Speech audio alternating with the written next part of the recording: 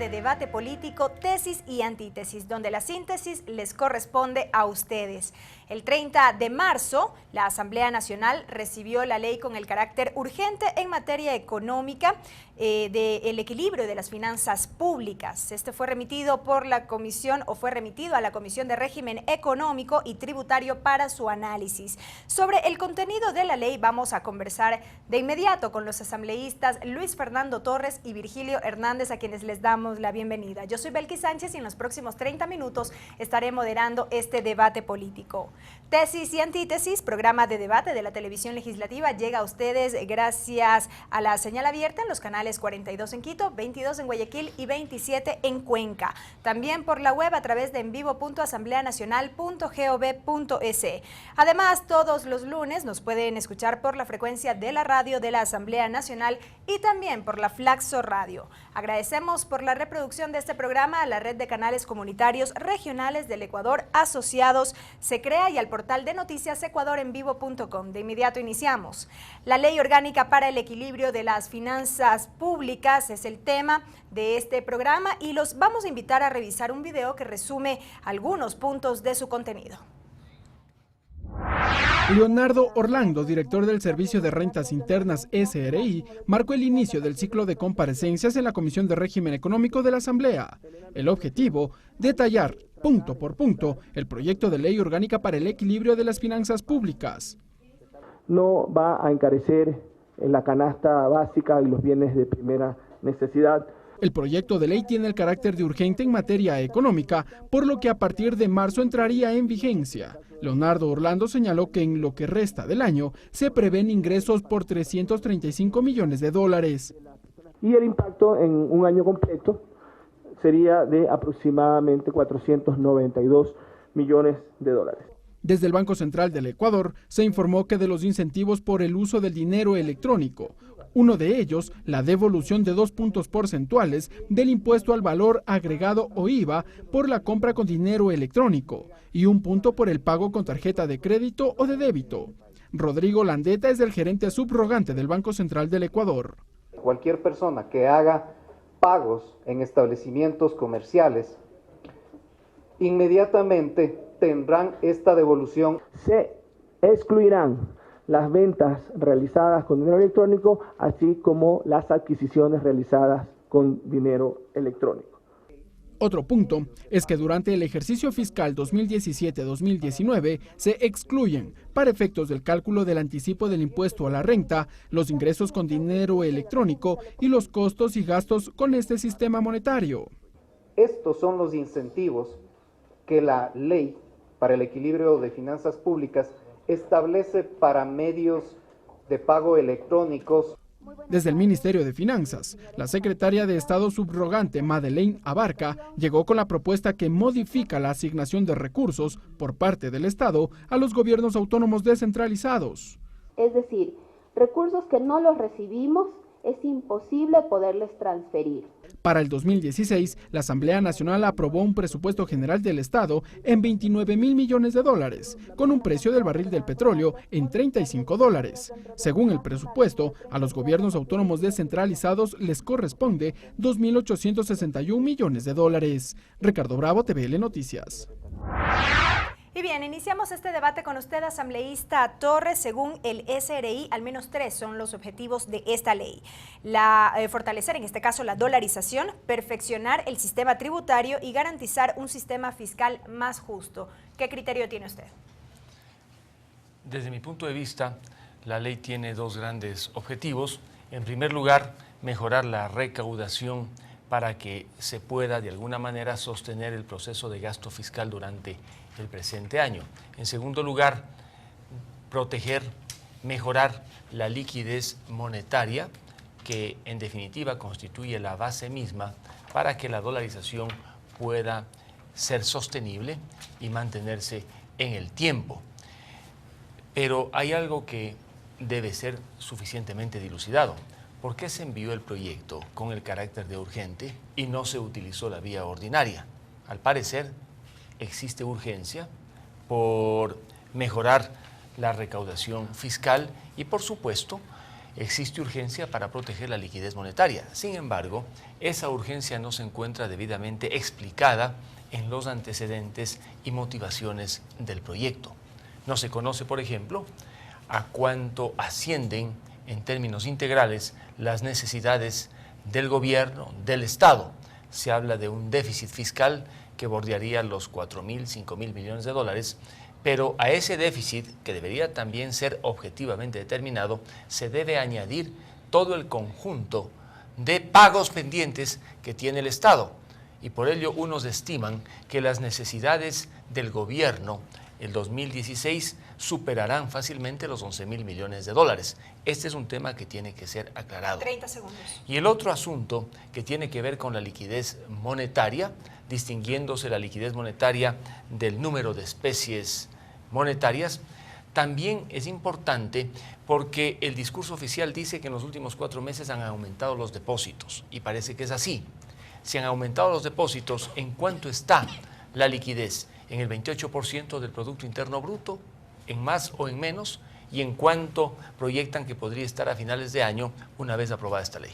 Gracias, asambleísta Torres. Asambleísta Hernández, adicional a estos argumentos expresados por el asambleísta Torres, ¿cumple esta ley con los objetivos que mencionábamos hace unos instantes? Mire, creo que en primer lugar es necesario dejar claro esto porque siempre puede generar incertidumbre, que la solidez del sistema financiero y del sistema bancario en el Ecuador es ahora, está en uno de sus mejores momentos en este periodo, y efectivamente en los últimos meses hemos tenido incremento de depósitos. Si hay incremento de depósitos, esto también puede ayudar a la dinámica de la economía, de tal forma que con el proyecto lo que hacemos es de alguna forma buscar el cumplimiento de los objetivos que se establecieron en la proforma presupuestaria del año 2016. Estas medidas son necesarias para cumplir los objetivos tributarios. No olvidemos que los ingresos tributarios, los ingresos permanentes, son de alguna forma los que sostienen los gastos permanentes del país. De tal manera que este proyecto no pretende ingresar recursos nuevos, sino básicamente que se cumplan los objetivos que estaban previstos en la proforma presupuestaria del año 2016. Y lo que se busca con este proyecto es seguir con esta política que ha sido característica del gobierno de no afectar a los grandes sectores de la población ecuatoriana, que el peso de las dificultades económicas no recaigan sobre los grandes sectores de la población ecuatoriana. Y además de esto, también incentivar nuevos hábitos de consumo en el Ecuador, buscar con medidas tributarias el desincentivo del consumo de artículos que pueden ser nocivos para la salud. 30 Esto segundos. es importante reiterar, por eso es que se está estableciendo, por ejemplo, se está grabando a los cigarrillos, porque con eso se cumpliría lo que dice la Organización Mundial de la Salud, que el tabaco debe ser grabado y que el 75% del gravamen debe ser, el precio de venta al público debe ser el 75% de carga impositiva. De lo mismo se está haciendo con las bebidas gaseosas y las bebidas azucaradas, siempre y cuando no sean lácteos, derivados de lácteos o de fruta natural. Me parece que con esto cumplimos un objetivo de recaudación, pero también desincentivamos consumos que son perjudiciales para la salud.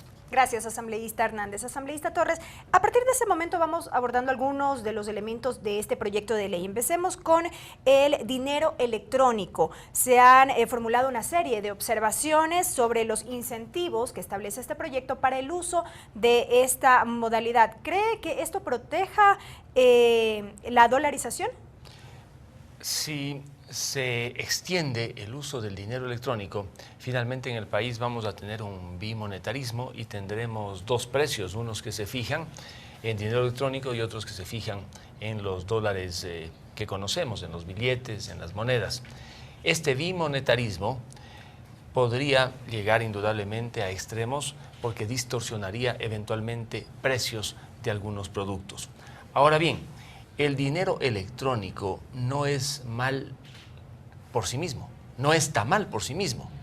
El dinero electrónico, en la evolución del uso de medios de pago, tiene que ser aceptable. Si antes la moneda era la sal, el cacao, la piedra o inclusive la plata, el oro, pasamos a los billetes, ahora se podría utilizar dinero electrónico. Pero los problemas que tendría el país que enfrentar serían el que mencioné, el del bimonetarismo, y sobre todo la mayor preocupación radicaría en el hecho de que podría utilizarse el dinero electrónico para una emisión que se conoce como inorgánica.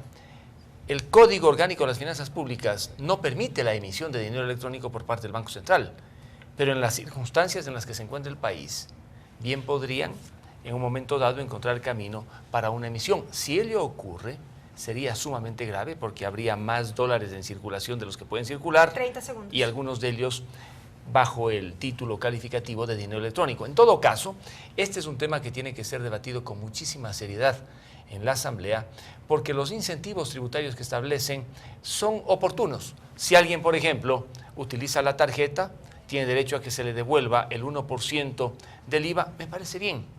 Lo mismo si llegara a utilizar el dinero electrónico, tendría una devolución del orden del 2%. Los incentivos no están mal. Lo que sí preocupa es el uso que se pueda dar al dinero electrónico y la emisión que eventualmente podría hacer en contra de lo que prescribe la ley el Banco Central en un momento de graves exigencias y crisis. Gracias. Asambleísta Hernández. A ver, yo creo que hay que precisar, según lo que dice el Código Monetario y Financiero, el dólar es la moneda oficial del Ecuador. Yo creo que en eso hay que ser muy claros, porque podría, esto del bimonetarismo, podría confundir. No, el artículo 94, me parece, del Código Monetario es muy preciso. El dólar es la moneda que existe en el Ecuador. Ahora, ese dólar puede expresarse en físico, puede expresarse en electrónico, ese dólar puede expresarse también fraccionado, en metálico, ¿no? Hay distintas expresiones de este dólar, pero la moneda del Ecuador es el dólar. Y todo lo que se está haciendo, más bien busca fortalecer el dólar. Ahora, hay muchos beneficios del dinero electrónico. Ya generalmente utilizamos una forma de dinero electrónico, por ejemplo, a través de las tarjetas de débito. Esta sería otra forma de dinero electrónico, tomando en cuenta que un importante sector de la sociedad,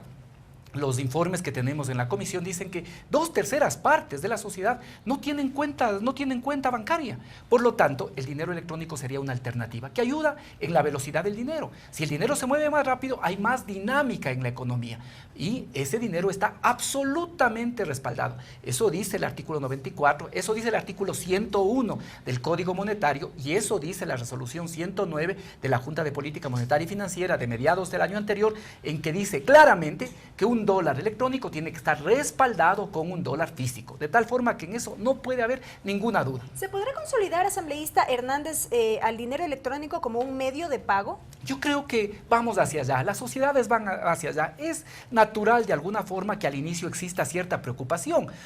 Hace varios años, cuando no nos pagaban en cheque y nos depositaban en las cuentas, uno tenía preocupación. Paulatinamente estos cambios se han ido asumiendo. Yo creo que esto es un cambio importante, va a ayudar a que muchos más sectores de la sociedad que ahora no están bancarizados también puedan realizar transacciones con mayor rapidez y también con mayor seguridad. Los incentivos son importantes. Si se compra con dinero electrónico, los productos van no a tener 12% de IVA, sino 10%. Si se compra con tarjeta de débito, tarjeta de crédito, va a haber una devolución del IVA de 1%. Estos son incentivos importantes para que se empiece a utilizar el dinero electrónico que hasta ahora tiene 52,000 participantes, que es absolutamente bajo. Gracias, asambleísta Hernández, asambleísta Torres. Amigos, es tiempo de una primera pausa aquí en Tesis y Antítesis. No se vayan porque al volver conoceremos qué dicen los ciudadanos respecto de algunas medidas contempladas en este proyecto de ley. Ya volvemos.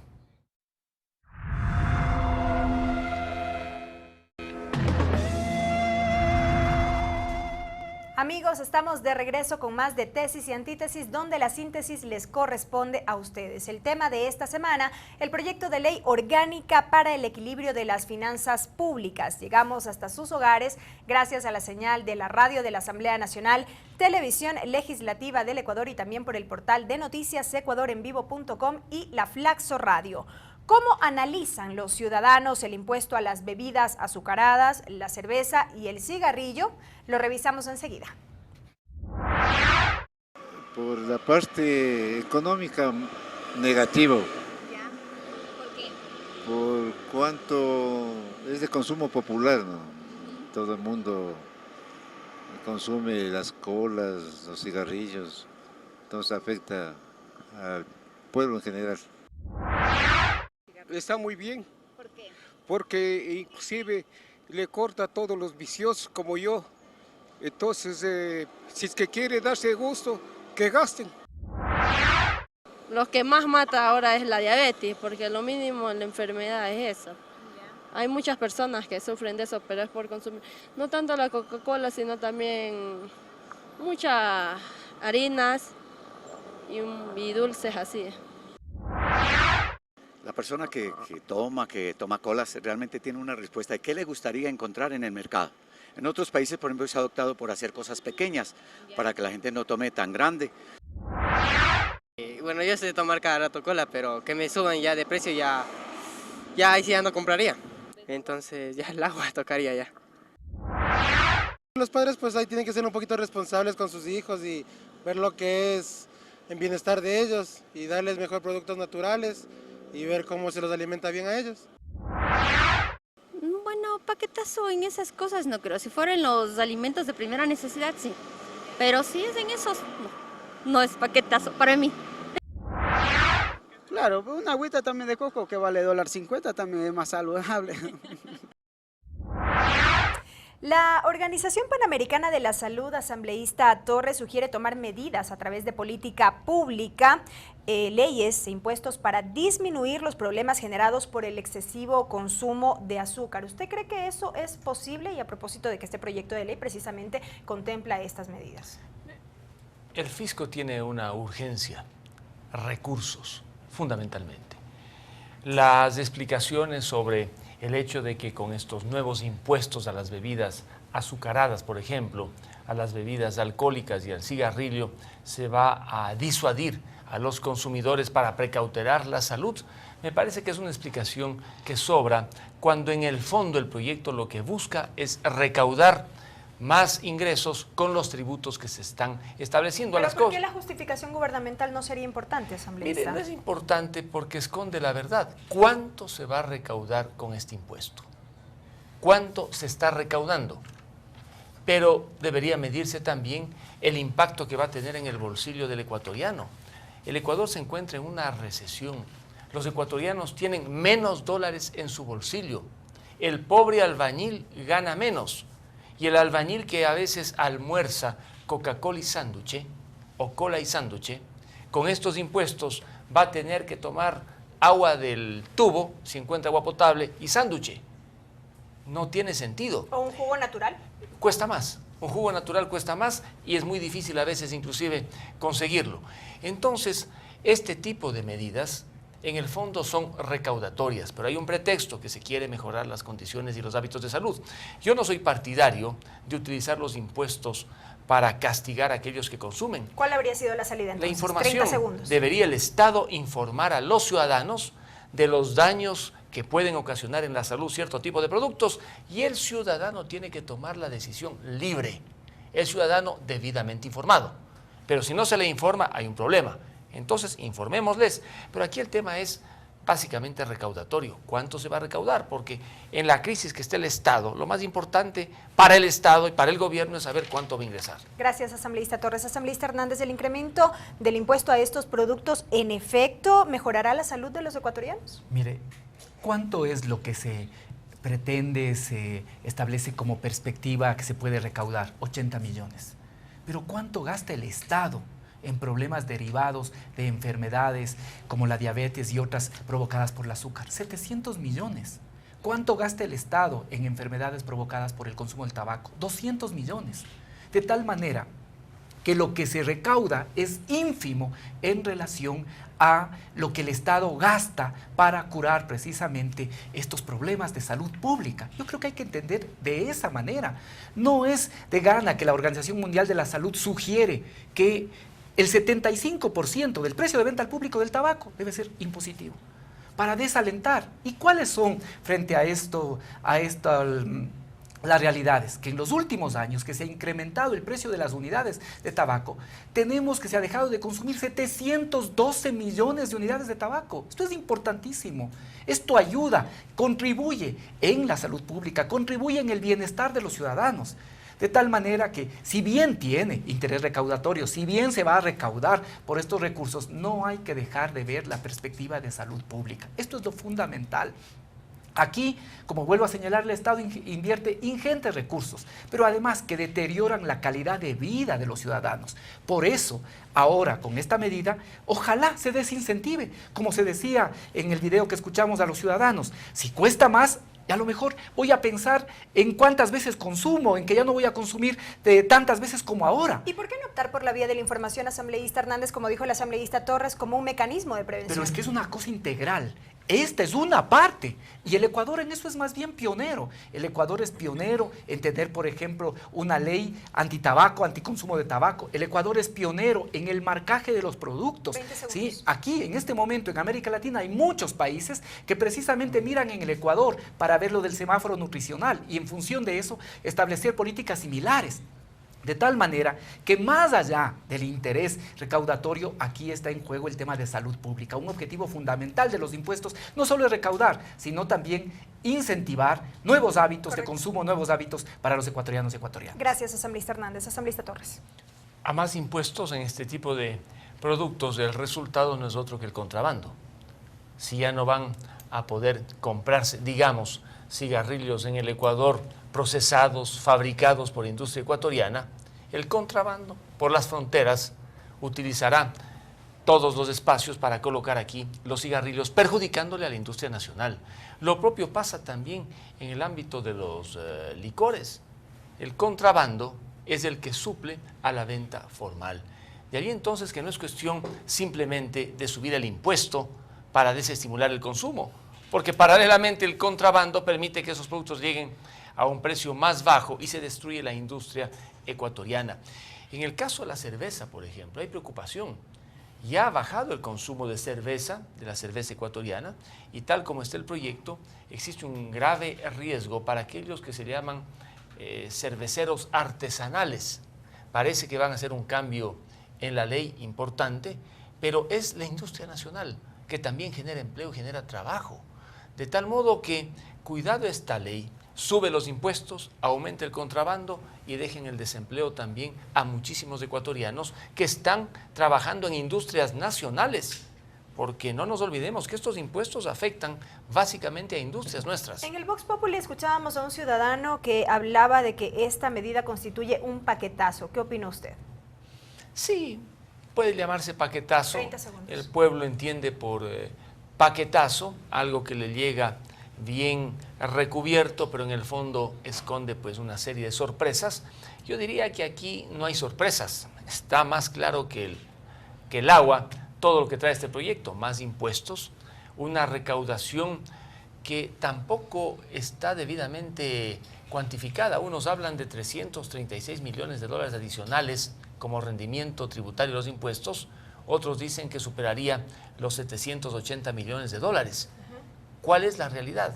Probablemente, Virgilio, tú puedas ayudarnos para saber el rendimiento tributario de esta ley con tantos impuestos. Gracias, asambleísta Torres. Asambleísta Hernández. Sí, a ver, en primer lugar, aclarar esto, que lo que se está haciendo con la cerveza es establecer que la cerveza ahora pueda tener una carga tributaria similar a la que tienen también otros alcoholes, otros licores. Esto es importante señalar. Segundo, ya en el informe de primer debate se excluyó a los cerveceros artesanales por una razón fundamental, porque estos emprendimientos apenas tienen el 0.6 del mercado y compiten con verdaderos monopolios, Por eso se excluyó de estas medidas a los cerveceros artesanales. Tercero, es cierto que pueden tener impacto sobre, respecto al contrabando, estos incrementos. Sin embargo, no olvidemos que en la ley ya está establecido que tiene que existir un sistema de marcaje que, en el caso de encontrar productos que son de contrabando, establece la incautación. Y este proceso, el CIMAR, como se conoce, ya está en fase de contratación pública,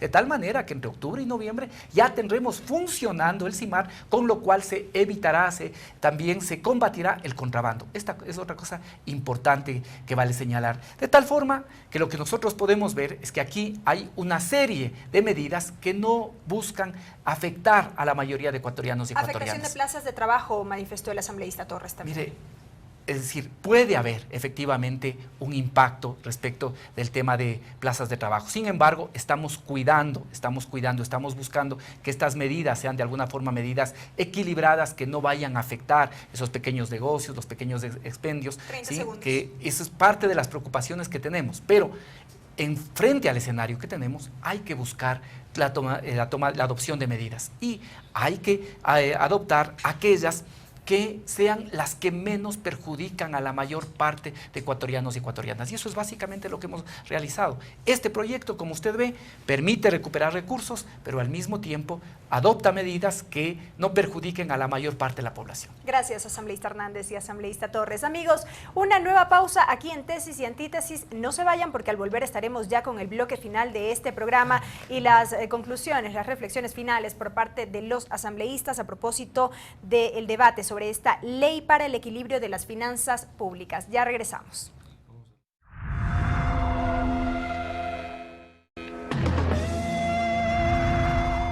Amigos, estamos de regreso con más de Tesis y Antítesis, donde la síntesis les corresponde a ustedes. Llegamos a sus hogares gracias a la señal abierta de la radio de la Asamblea Nacional, Televisión Legislativa del Ecuador, también por el portal de noticias ecuadorenvivo.com y la Flaxo Radio. El tema de esta semana, la Ley Orgánica para el Equilibrio de las Finanzas Públicas. Avanzamos con usted, asambleísta Torres, recordándoles que en este bloque tienen 3 minutos cada uno para sus reflexiones finales.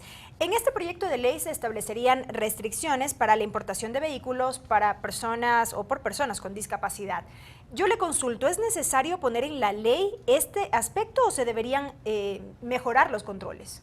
Bueno, mejorar los controles, pero no establecer las cargas que se establecen en el proyecto para aquellos discapacitados que con pleno derecho pueden hacer uso de una serie de facilidades, sobre todo en la importación de vehículos.